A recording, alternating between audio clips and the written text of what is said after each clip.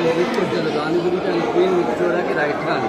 So ఆయనకి star of India best prime minister award night commander అంటారు ఇవ్వడం జరిగింది.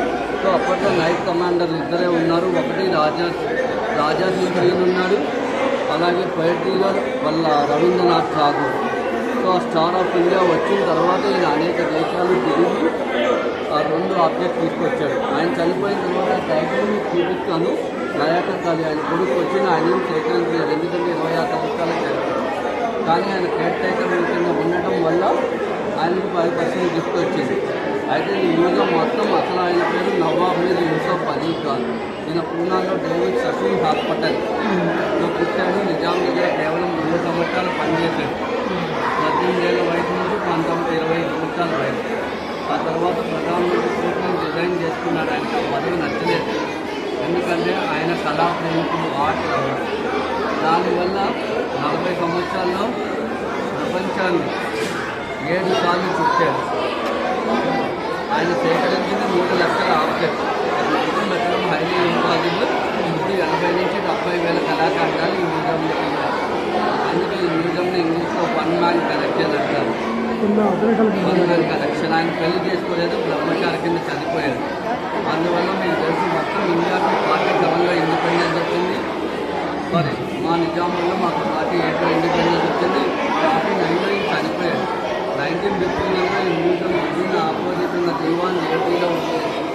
ఇది కూడా ఆయనదే ల్యాండ్. ఇంకెవ్వరు లేదు కాబట్టి ఇది ప్రజెంట్ గవర్నమెంట్ ఇచ్చారు. 1943లో అప్పటి నెహ్రూ ఫౌండేషన్ వేయడం జరిగింది. 63లో నెహ్రూ గారు చనిపోయారు.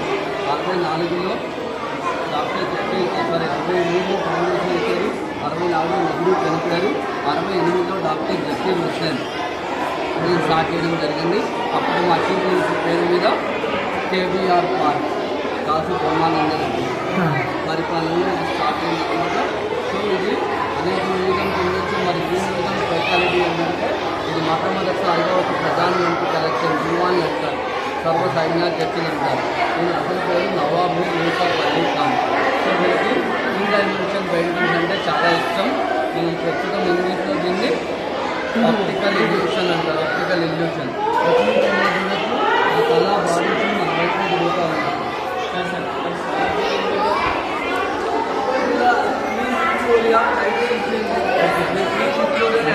చేయడానికి నిజాములు టైటిల్ ఇచ్చారు. ఉర్దూలో సలార్ అంటే కమాండర్, జంగ్ అంటే యుద్ధం, సర్వ సైన్యాధ్యక్షులు.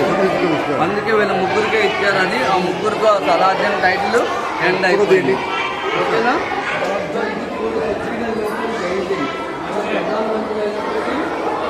సేనాపతులకు కూడా వీళ్ళ రాజ్యంలో వచ్చేది గుర్రాలు, నిజాం వచ్చేది